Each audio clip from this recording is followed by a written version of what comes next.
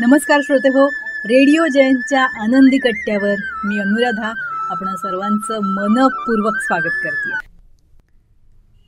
श्रोते हो, वातावरणातल्या लहरी तुम्हा सर्व सजीवांसाठी फार महत्त्वाच्या असतात. या लहरी आपल्या शरीर मनावर परिणाम करणाऱ्या असतात. याच विषयी श्रीकांत जोशी यांनी फार सुंदर पोस्ट लिहिली आहे. आजच्या आनंदी कट्ट्यावरून ती तुमच्याशी शेअर करते. आपण फोन नंबर फिरवला की त्या नंबरच्या लहरी बरोबर त्याच माणसाला शोधून काढतात बघा. हे जसं आश्चर्यकारक आहे ना, तसंच आपण जेव्हा एखाद्या देवीचं, संतांचं किंवा एखादं स्तोत्र किंवा पोथी वाचतो किंवा व्याकुळ होऊन त्या देवाला, त्या देवीला, आपल्या सद्गुरूंना संकटात प्रार्थना करतो ना, तेव्हा त्या प्रार्थनारूपी सकारात्मक लहरी बरोबर त्याच दैवतापर्यंत, सद्गुरूंपर्यंत पोहोचतात आणि मग ती देवता आशीर्वादात्मक लहरी आपल्याकडे पाठवते. प्रार्थना लहरी जितक्या तीव्र न, तितकाच आशीर्वादही परिणामकारक असतो. बघा, एखादं वाईट काम किंवा पाप करताना आपलं मन एकाग्र असतं, पण तेच मन बऱ्याच वेळेला पूजा करताना, पोथी वाचताना किंवा एखादं पुण्यकर्म करताना एकाग्र नसतं. म्हणतात ना, अंमली पदार्थाचा प्रभाव चटकन होतो पण दुधाचा नाही. तसंच आपण आपल्या तब्येतीवर त्याच्या होणाऱ्या दीर्घ परिणामांचा विचार करायला हवा आहे. तसंच आपण जेव्हा देवी कवच किंवा शिवकवच वाचतो तेव्हा त्याचं शुभ कवच त्यातल्या सकारात्मक लहरींनी आपल्या भोवती निर्माण होत असतं आणि ते आपलं रक्षण करत असतं बरं का. किंवा एखाद्या पेशंटसाठी जर आपण ते वाचलं तर त्या शुभ कवचामुळे त्या रोग्याचं रक्षण होऊन तो त्या आजारातनं बरासुद्धा होतो. तसंच काही वेळा आपण कोणाला कठोरपणे बोलतो, त्याचे दोष सांगतो किंवा अपमान करतो, तेव्हा त्या व्यक्तीच्या क्रोधामुळे निर्माण होणाऱ्या नकारात्मक लहरी आपल्याकडे येऊन आपल्या भोवती अशुभ कवच निर्माण करतात. मग त्यामुळे आपल्याला अस्वस्थ वाटायला लागतं, भूक कमी होते, निरुत्साह वाटतो किंवा मग प्रार्थनेच्या वेळी, साधनेच्या वेळी आपल्या मनाचं केंद्रीकरण होण्याऐवजी विकेंद्रीकरण होत असतं. म्हणून आपल्या क्रिया आपण सकारात्मक करायला हव्या. त्याच्या प्रतिक्रिया सकारात्मकच मिळतील.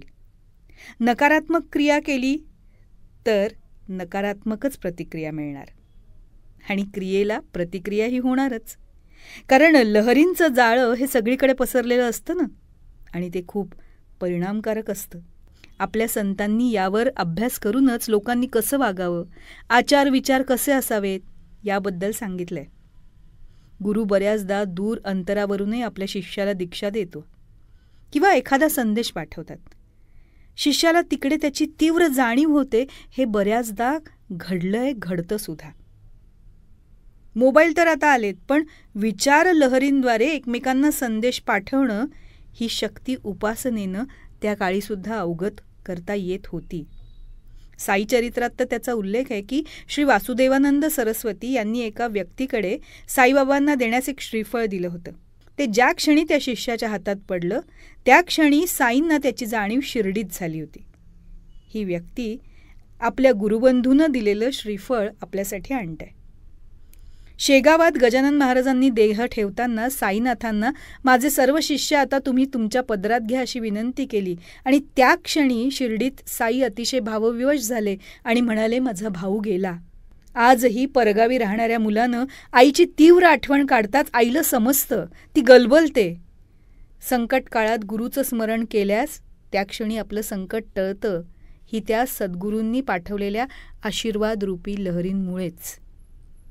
आणि अशा अनेक घटना आपण बघितल्या आहेत, वाचल्या आहेत की विचार लहरींचं संक्रमण होत असतं हे नक्की. म्हणजे बघा, विचार लहरी या किती शुभ आणि सकारात्मक हव्यात. ज्या घरात बसून आपण सतत विचार करतो ना, ते विचार किती सकारात्मक हवेत. घरात एकमेकांशी बोलताना, अगदी स्वतःशीही बोलताना ते किती सकारात्मक हवं हे लक्षात घ्या. तरच आपण ब्रह्मांडाची सकारात्मक ऊर्जा स्वतःकडे आकर्षित करू शकू.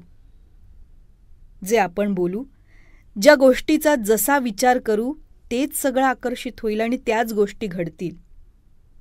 आपल्या आयुष्यात आपल्याच विचारानं आपलं भाग्य बनेल. त्यामुळं ते सकारात्मक हवं की नकारात्मक हे फक्त आपणच ठरवू शकतो. मला तर वाटतं वास्तुशास्त्रानुसार घरात फेरबदल करण्याबरोबरच आपल्या घरात प्रार्थना, उपासना, सतत चांगले विचार, एकमेकांशी सौजन्यानं वागणं, कलह टाळणं एवढं जरी केलं ना तरी बघा खूप सकारात्मक ऊर्जा निर्माण होते. अशा शांत आणि सकारात्मक लहरी आपल्या वास्तूत आपणच निर्माण करू शकतो.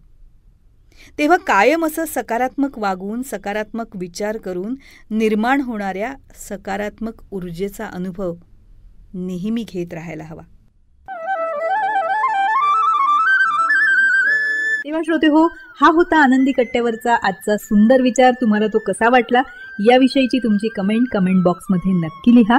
आणि त्याचबरोबर रेडिओ जयंतचे दर्जेदार कार्यक्रम ऐकण्यासाठी रेडिओ जयंत लाईक करा, शेअर करा आणि सबस्क्राईब करा.